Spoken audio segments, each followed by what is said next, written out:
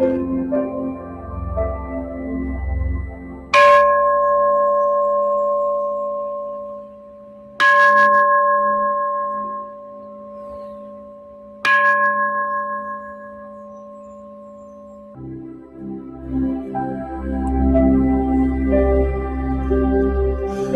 right, everybody, and of course, good day to you once again. It is time for Exploring Buddhist Concepts.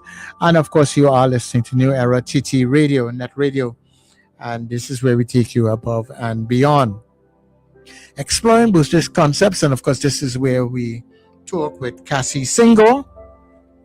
I don't have him on the platform today, but I mean, in the sense where I know I have him on video and everything, but we are taking him by the phone today.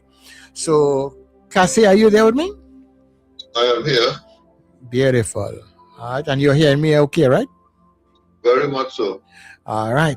Well, it is Exploring Buddhist Concepts, and we are here with you, so you can take it away from here on in. Let me simply take it. I wouldn't take it away, but I'll take it. Okay, I like that. Thank you very much, Sir Charles, for affording me this opportunity and for using your know-how to have the program continued in spite of the fact that I think the area I'm in has no internet connection at the moment, so I am on the phone. I want to go straight into the opening aspiration. It is a prayer that we use at the beginning of our meditation, and particularly when a group of us, excuse me, sits on mornings from Monday to Friday to meditate for half an hour. And it is known as the opening aspiration. With boundless compassion and wisdom, I will work for the welfare of all. May we be free from hunger and discord and have joy and a world at peace. Now, if that takes your mind to the monks and dog who recently trekked 2,300 miles from Texas to Washington, well then, that is good, because that is exactly what they were aspiring to do, and the tools that they use in such an aspiration.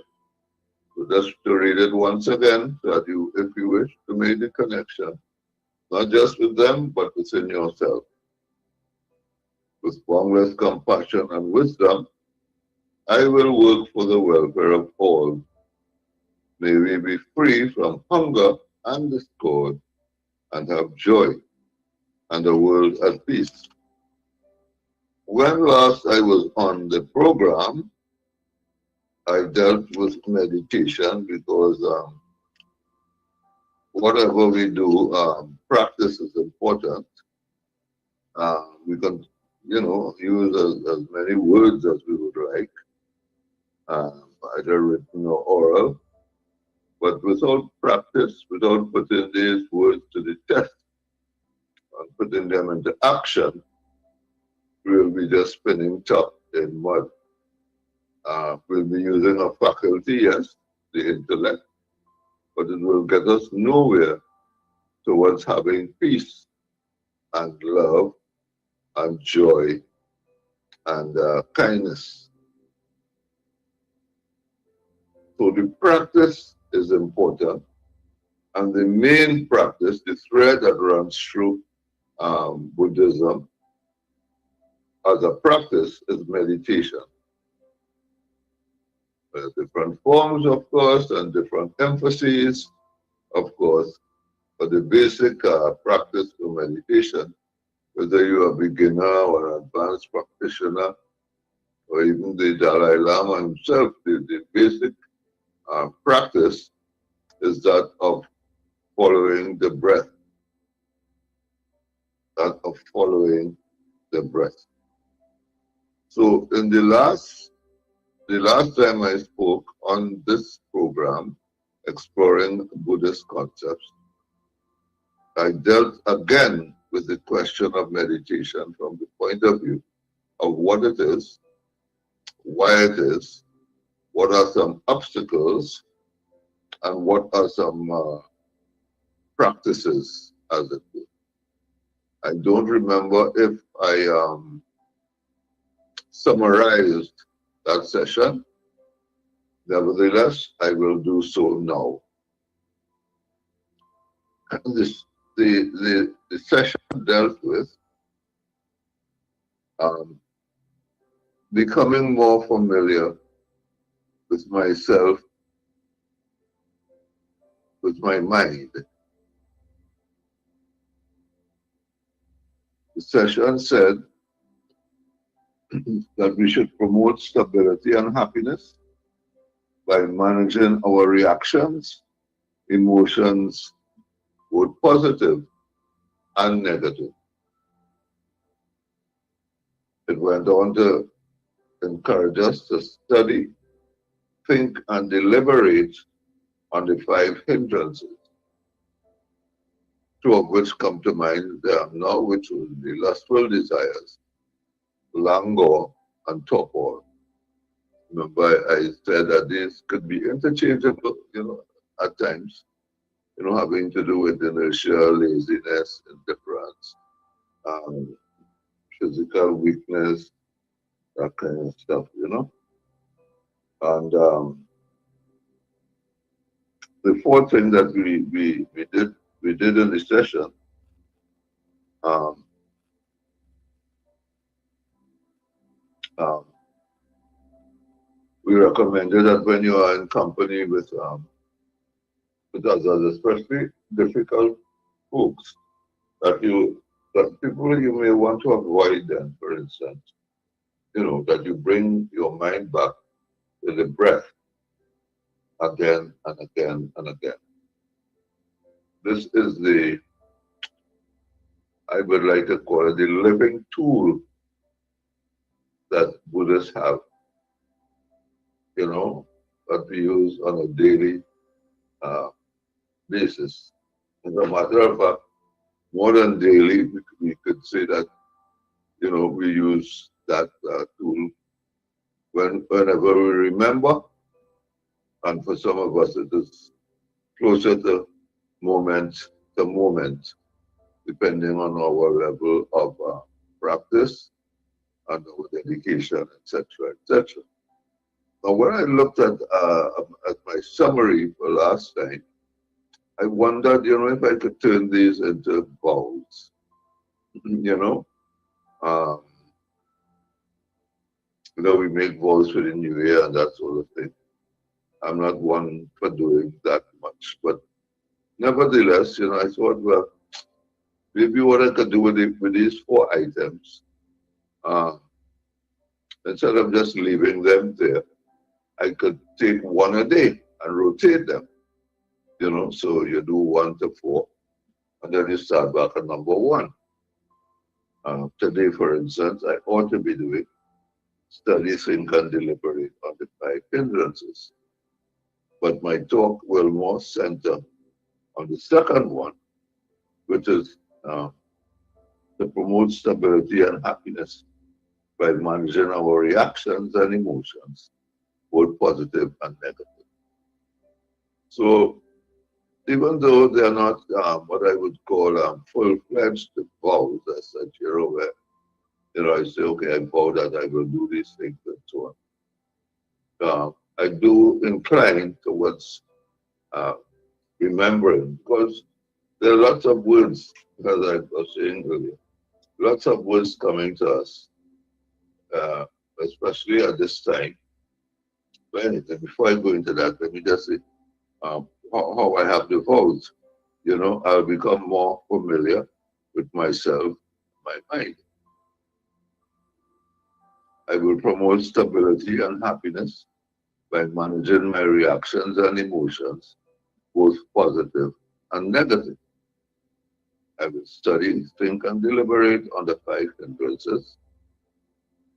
And when with others, particularly In difficult situations I would rather avoid, I would bring my attention back to the breath again and again. Now, the I am on the phone, and well, it's a bit inconvenient because normally I would be on my laptop and I can use my phone to make some references when I want to. Nevertheless, I hope you are still hearing me because I'm looking for one of the things that I want to, one of the quotations that I thought I would use today. I want to do a bit of reading into what is happening. Well, the monks, I think, I haven't followed the latest, for some time, the religious movements and speeches and so on, Dharma talks, as we call it. Um, but I do believe they reached Washington and gave a very stirring, emotional speech there. And for what it's worth, I have the feeling that, there are hundreds of thousands, if not millions, because I mean, America is like about, 300 million people or something around there. So there must have been millions who are connected with what the monks did, who heard them, some, follow them, and those who wish them well and those who wish them otherwise, would have been among the crowd. But what they would have done, as I said, is exactly what the aspiration was saying. And around this time of the year, we have, for the matter of fact, I think it was Ash Wednesday. Yeah, today is Thursday, that's yesterday. Yeah, or maybe it was Tuesday, I'm not too sure. But anyway, what we call the Tibetan New Year. And the word for that New Year is Losar, Losar.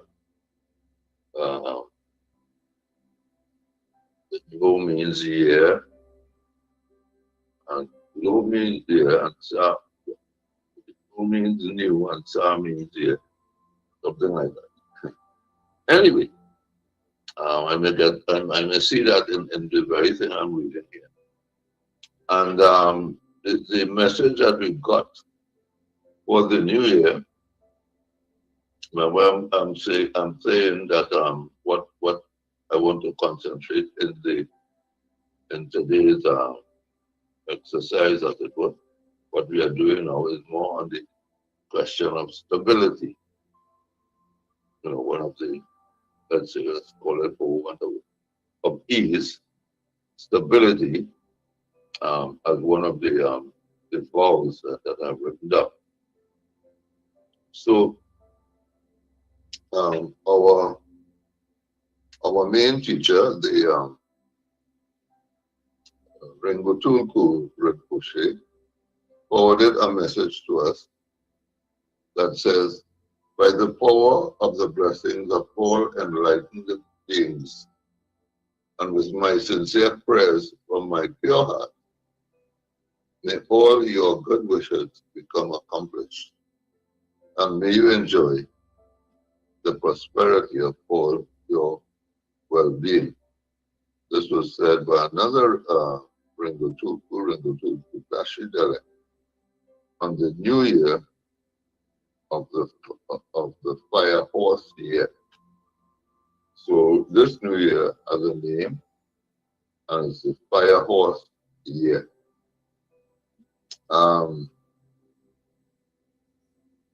So that being said, this is the ushering in, as it were, of the new year. And just like all New Year's, maybe I should say, that we know about, there is celebration, so as practitioners, we celebrate that New Year by a horse year, as it were. There has been a lot said about it. You can look it up on YouTube and see, see what they say about the fire horse here and that sort of thing. So coming back, as it were, to the question of stability, I have another quotation here from another Rinpoche, Dr. Jamyang Khyentse Rinpoche. He has a book called Not for Happiness, a guide to the so-called preliminary practices. And it's a Shambhala publication. And he has about two or three quotations here that I want to use. And the first one says, you should be frustrated. Keep in the back of your mind that I am trying to focus on stability and happiness, which would be the second of the four goals I wrote down from the last meeting, which is to promote stability and happiness by managing my reactions and emotions, both positive and negative. So here's what the Rinpoche has to say.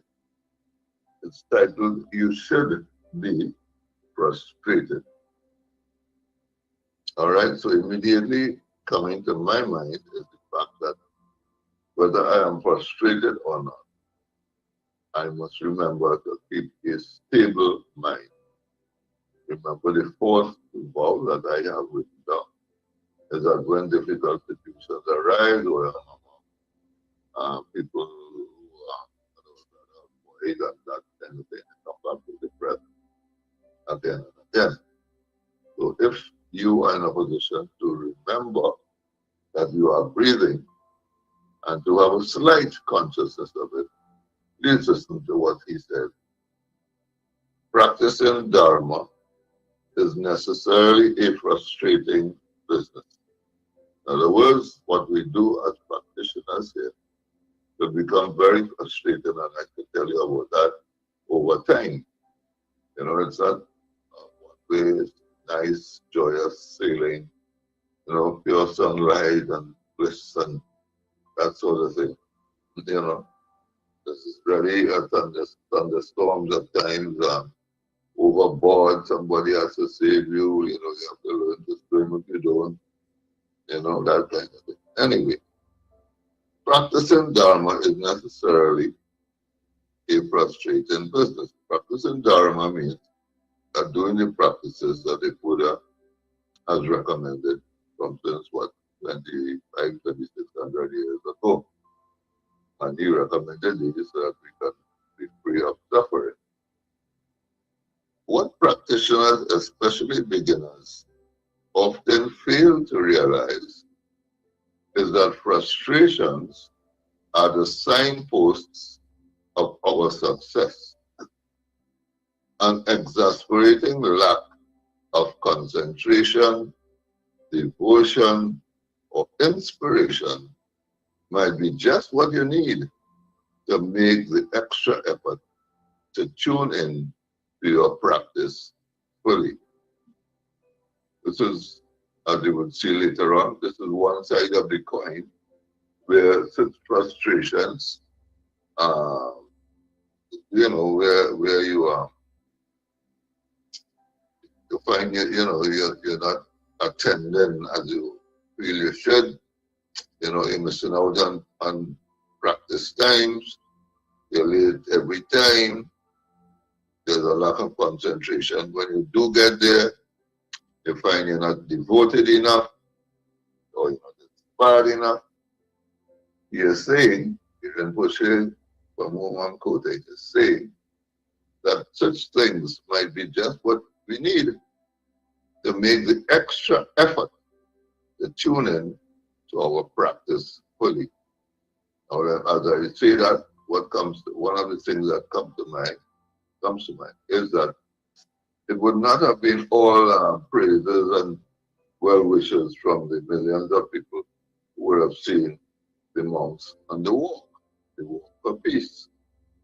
I am very certain that there would have been some jeers and some very negative words hurled at them. You know, I could use my imagination to say what these words are, but I won't. You can think about them for yourselves. Nevertheless, what I am told, I think, and what some people may have also seen, is that the response to those negatives is one of stability. Let me put it like that, because that's where we are today. You know, they remain peaceful, they remain calm, they remain stable, and they respond, not react so much as respond to let's say use a familiar word, um, when they are heckled, then when maybe it might be stronger than heckled might be abused. When they are insulted, as the case might be, they respond with this humility, they show stability and that sort of thing. Now, the Rinpoche goes on to say, alternatively, of course, it may topple you in the other direction and stop you practicing altogether. A temptation you must resist at all costs. Always remember, though, that frustration with your spiritual path is often an indication that you are becoming a genuine Dharma practitioner. It's an indication that you are becoming a genuine Dharma practitioner. My own experience bears this out in that, you keep on sitting, you keep on coming to your cushion, as you would say, daily, morning and evening. After a while, rank beginners might come, once in a while, and then you might increase it. You might find yourself doing it twice a day, with a wow in between there somewhere, because memory increasing and, certain things are happening, or you might be seeing certain signs, as the case might be, But you are becoming. If I cast my mind back to the early time, I could not put it in those words at the time that I'm becoming a genuine Dharma practitioner. But what I do remember is that it felt a lot better to do that than to do other things. These other things, of course, would have been habitual things there, which in some instances I would have preferred not to do, and in other instances would have been downright harmful. But one step at a time, as I always say.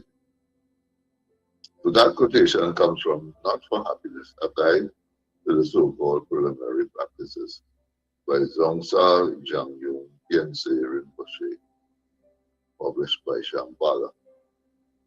It goes on to say, when you are in pain, remember to bring your mind back to your Buddha nature, your goodness and capacity for mindfulness, calm, and seeing deeply into the situation.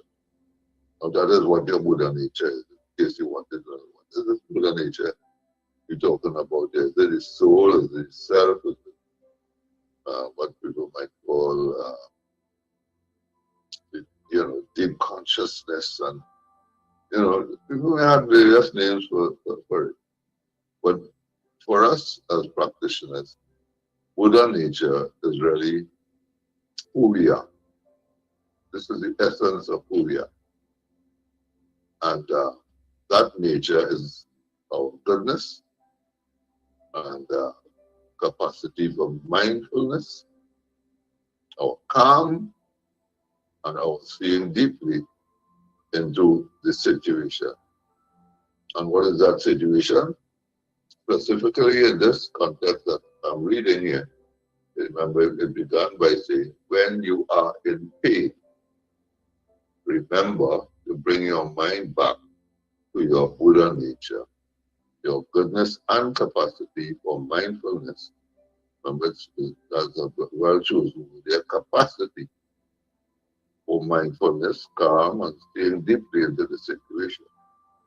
If you allow yourself to be dominated by negative emotions, you will always react, you will react in ways that will cause more suffering. If you allow yourself to be dominated by negative emotions, you will always react in ways that will cause more suffering. So I invite you to examine yourself along the way, along the way of this talk this morning, this Dharma talk this morning. And if anything comes to mind that that suggests that that might be so, then take it to meditation, whenever you get a chance. Whenever you get a chance to sit still and to meditate, or even to contemplate, or even to listen, whatever device you may want to use, stillness as it were. Just study it then. You know what I mean? When last did I react in ways that cause more suffering? What was that cause that caused me to react that way? Did I allow myself to be dominated by negative emotions? You will want to punish the other person and say unkind things. We'll continue the quotation here. We have all done this many, many times. Hence that part of the quotation. We have all done this many, many times. Excuse me. So, as I like to say, we are in good company. We are in the company of those who have done and those of us who do these things many, many times. Those who have done these things many, many times and transcended them through practice are now our teachers, our masters, and those who look after us in special ways. So, everybody was born, nobody didn't drop from the sky, with purity of heart and, that kind of thing. Everybody born with Buddha nature, of course, but we don't know this. We are not taught this from early, many of us, especially here in the West. Here in the Caribbean too, here in Trinidad, we are not taught that sort of thing, And so this teaching here suggests that we are born with Buddha nature. Nevertheless, we would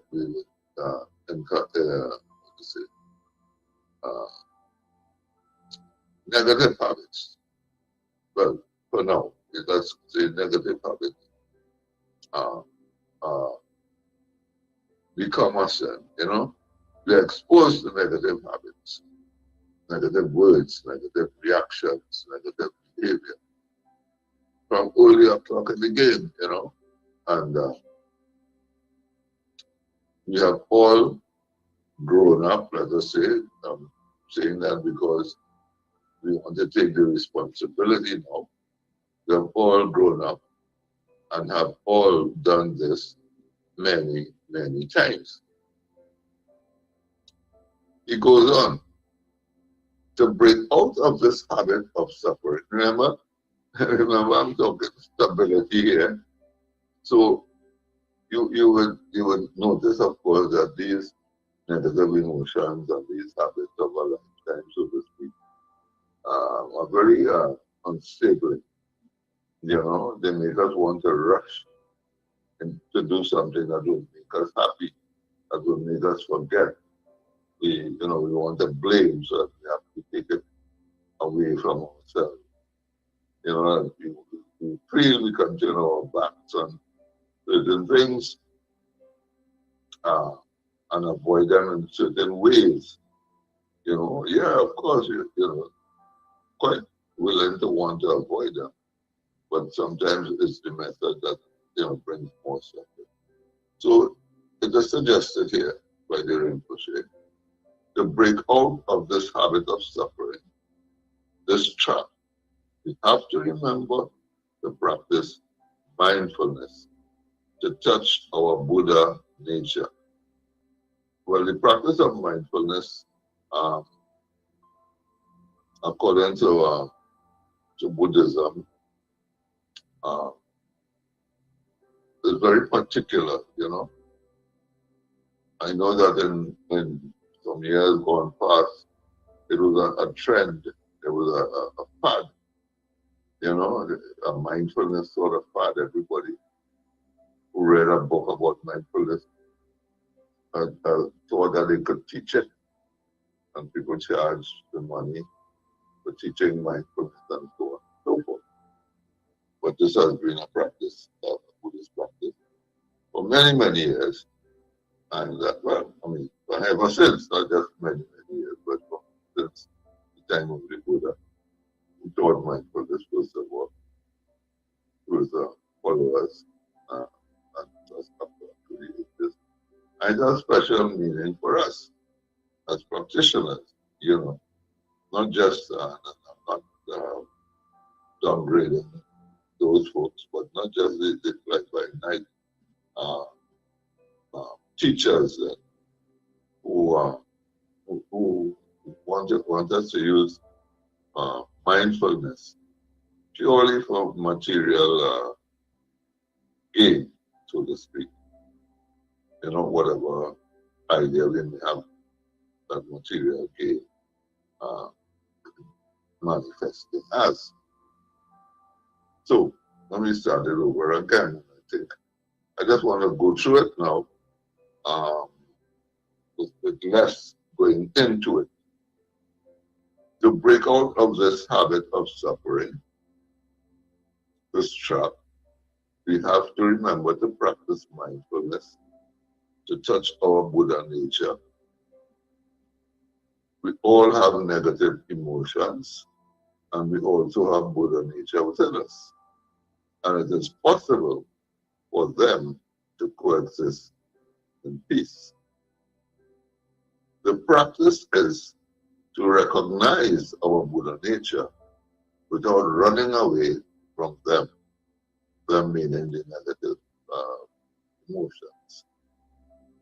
Right? So practicing Buddha nature, the practice of recognizing our Buddha nature, I would say, because this is what I am mostly focusing on, and which I want you to keep in mind, the stability. So I would say that the practice is to recognize our Buddha nature without running from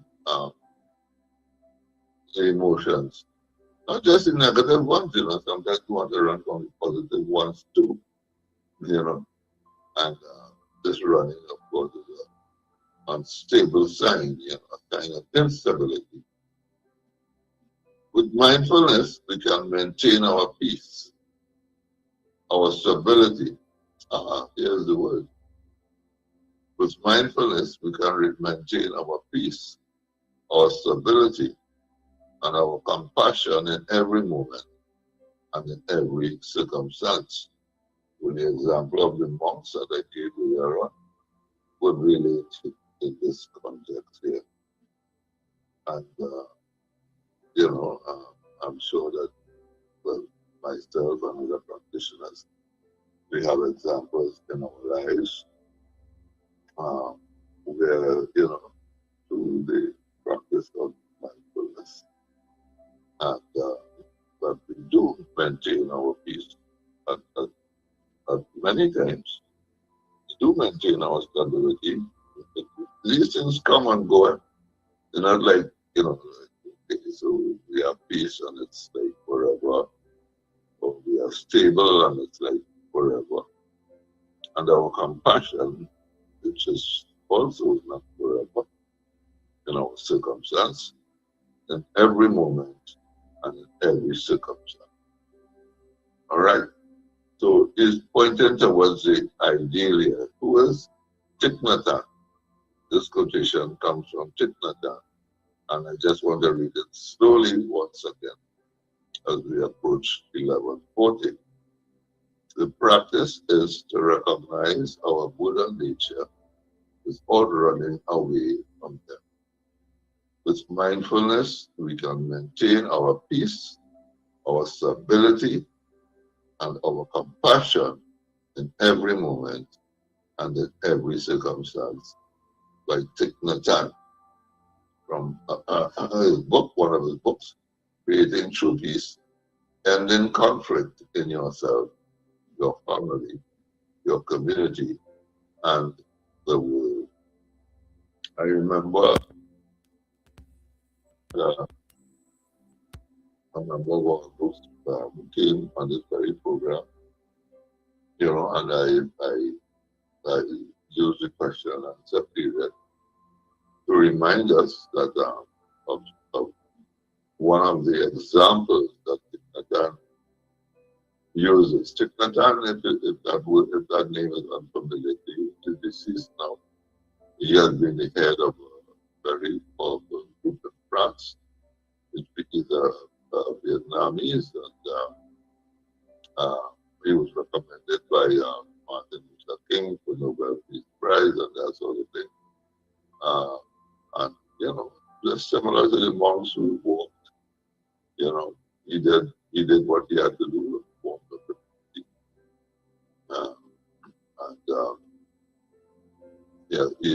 He was a poet, an artist, and of course a great meditator, and of course teacher, practitioner.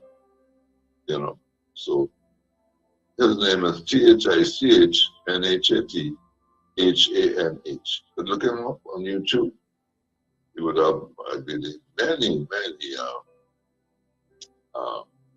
videos about many topics on YouTube. But here we have him, a quotation from him from one of his books, Creating True Peace, Ending Conflict in Yourself, your family, your community, and the world.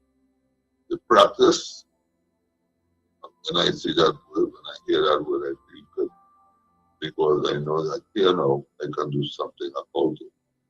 I'm not just talking about, just talking about mindfulness and instability and negative emotions and all these things which we know, to some degree, whether on the surface or deep within, as the case might be.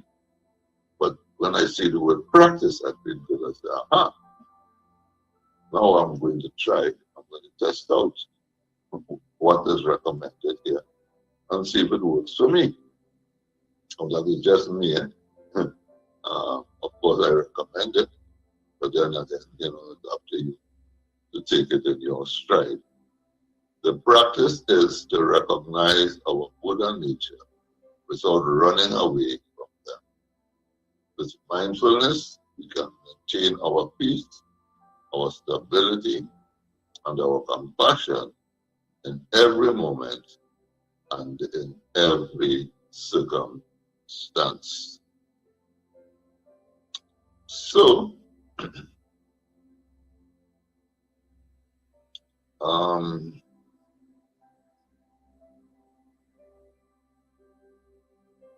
all right, so there are some short quotations here sent to us by one of our chats, by the head of the Buddhist community here in Trinidad and Tobago, Julian Stallmeyer. So I'm just kind of looking at them to see, what might be relevant to the focus of stability. And everything in Buddhism, of course, is interrelated as far as I'm concerned, intertwined.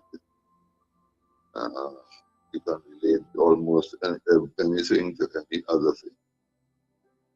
So we have here a quotation by Chogyam Rinpoche, sent to us by Julian, and it says here, your mind is never totally contaminated by your neurosis. That's in the singular. Neurosis. Goodness is always there. Very short, very concise, precise, pointed. Something that you can easily copy down, or you have a good memory, you can remember that and think in the heart as it were. I did mention that neurosis is here in the singular, but I do believe all human beings have more than one neurosis. Neuroses we have, But of course, meditation will show us exactly what is what. And then your mind is never totally contaminated by your neurosis. Goodness is always there. By Chogyam Rinpoche. I will stop here for today and invite anyone who wishes to call with a question and or a comment, which will be listened to. If an answer is possible by me, you will get it. If not, I could refer you to this or that. Or some people say, kind of put the ball back in your court. So if there are any callers, anybody wishing to wish well or to ask any question about it. But I'm not too versed about the New Year thing. I can't say much on that. Yeah. I think we all familiar with the news and the reactions to things and the things that make us suffer, the causes of suffering, some of them. To be honest with ourselves, we would know what these are, and we are the best to know. So, seeing that there are no at the moment callers and the question and comments, I will close. So just as we had an opening aspiration, we also have a closing dedication. What are we are dedicating? What went down in the past 45 minutes or so? We are dedicating that effort. Whether it's the effort of speaking or the effort of listening. We are dedicating that effort to all those who need it. What we give at the end of sessions is called merit or grace. And of course, there are lots of people in the world who need it. So there might be specific people in your life who need it very much also. If there are such people, please bring them to mind as we say the closing dedication. One of the groups that I want to bring to mind at this point is that nation of people called Cubans who are undergoing a really, I've been there, so I've seen for myself what happens there, and now it's worse. I could just sort of imagine. Anyway, The closing dedication says, by the power of this compassionate practice, may suffering be transformed into peace. May the hearts of all beings be open and their wisdom radiate from within. Homage to the Buddha, homage to the Dharma, homage to the Sangha. Sangha is all of us who are on the same page. Thank you very much, Sir Charles, for this opportunity once more. And blessings for a good day and a good weekend until next Thursday, when one of our members will be on to continue this fine work of exploring Buddhist concepts. Thank you very much, Kasi. And of course, people, this has been Exploring Buddhist Concepts on the NETT. May I be filled with loving kindness.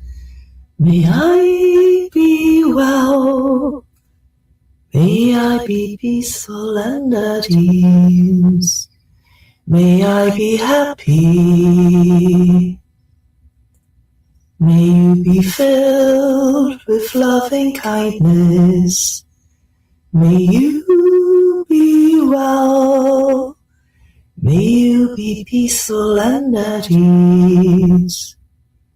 May you be happy. May we be filled with loving kindness.